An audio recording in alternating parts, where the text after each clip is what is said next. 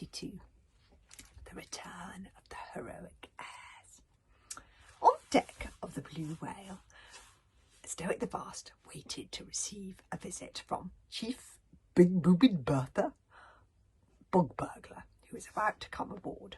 Stoic had decided on plan B, send out the rescue war party, rather than plan A, fight the bog burglars, but Big Boobed Bertha was making plan B difficult to carry out by following the hooligan rescue war party with the entire bog burglar navy the entire way from Berg. So Stoic had sent a carrier dragon with a letter, a very polite letter to Big Boobed Bertha, suggesting that they talk things through. And now he was pacing up and down, trying to tell himself how Hiccup would act in this situation. "I have to stay calm," he muttered. "Hiccup was right. These blood feuds will be the death of us Vikings, and it is my job as a chief to put a stop to them. I hope you're going to bash this Big Boobed Bertha bog burglar chieftain on the nose, Stoic," roared Baggy Bottom the Beer Belly. "If you don't do it, I might have to myself." "The only good bog burglar is a dead bog burglar," sneered Snotlout. Snotlout was feeling extremely pleased with the way things were turning out. It looked like Hiccup was finally out of his way, and now they could have a big fight with the bog burglars, and Snotlout could show off about what a great fighter he was. Stoic ignored both of them and went on with his pacing. "I have to explain to Big Boobed Bertha calmly that I think the Romans have stolen our heirs. And that is why I'm sending out this war party. I have to stay calm at all times." Big Boobed Bertha stomped on board, her beard bristling, fists like sledgehammers, ears like cauliflowers. She had once stunned a stag with one blow of her mighty bosoms, and many a smaller animal have suffocated in their stern depths. She gave Baggy Bottom the Beer Belly an arrogant shove out of the way and stood in front of Stoic with her hands on her hips. Stoic swallowed hard. He could feel his ears beginning to burn. "Stay calm, Stoic," he warned himself. "Oh, this is gonna be hard." I love this picture. Big Boobed Bertha. These bosoms have killed before, and they will kill again. She's fabulous, Big Boobed Bertha. It was going to be impossible. "I always knew you were a fat burglar and an heir stealer," roared Big Boobed Bertha, "but I never knew you would run away like a cowardly jellyfish." "I was not running away," yelled Stoic. He nearly exploded with the effort of trying to control himself. "Now, calm at all times, Stoic, calm at all times. Remember," he muttered before continuing, "I have strong reason to believe that our heirs have been stolen by the Romans. I am sending out this rescue war party." "Strong reasons, my bottom," boomed Big Boobed Bertha. "You are running away because hooligans are the yellowest baby rabbits in the Inner Isles.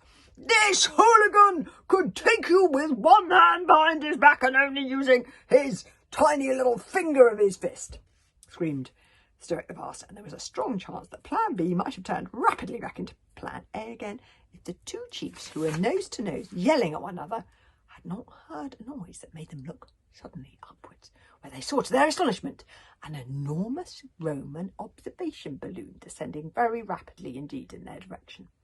The bog burglars and their hooligans had been so busy focusing on each other they hadn't even noticed the balloon above them. But they certainly noticed it now, as it was partially deflated and screaming towards the deck of the Blue Whale at about 100 miles an hour. When they spotted the hooligan war party, it was Hiccup who had suggested that they try and land the balloon on one of the ships. He got the sad Grunkle to stop blowing flames so the balloon could descend, and he got Toothless to take a rope in his mouth to steer the balloon in the right direction. Work, grumbled Toothless. "Why can't somebody else do it?" "Because you're the only one with wings, Toothless," exclaimed Hiccup patiently. Kamikaze half hung over the edge of the balloon as it descended, enjoying the wind blowing through her hair. "You've got to hand it to these Romans. They are clever. This is the only way to travel. I wonder if we could build one of these things. Hey, aren't they my mother's boats alongside the hooligans' ships?" Hiccup leaned over to check. "So they are," he said in surprise. Maybe the grown-ups saw sense at last and decided to send a joint rescue party. I must say, I'm amazed. That's a real sign of progress for the Viking tribes. The descent would have continued in this controlled fashion if it hadn't been for the little booby trap that Alvin the Treacherous had slipped between the pages of How to Speak Dragonese when he returned it to Hiccup. Ah, you see, booby traps. Alvin is a bit like Grimwood the Ghastly. He's full of tricks. The booby trap was a tiny little bright yellow dragon about the size of Sigarastica, known as the venomous Vorpent. This is very important because it's going to be important in the next book as well. This particular Vorpent had crawled out of Hiccup's pocket, had a long, slow look around the basket while everyone was relaxing, and then began to climb up Fishlegs' trouser leg.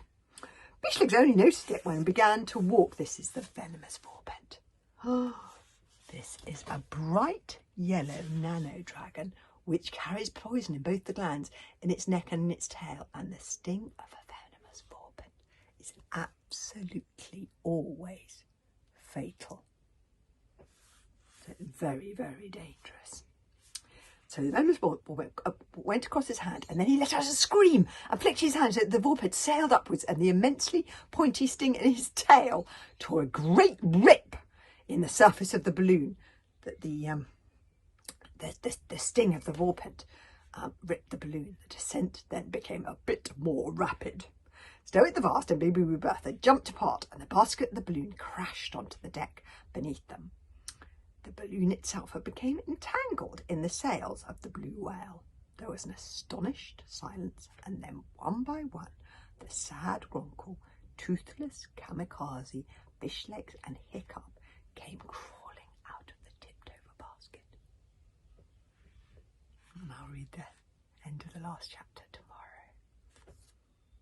Oh, that Vorpent, remember the Vorpent. That Vorpent is going to be very, very important.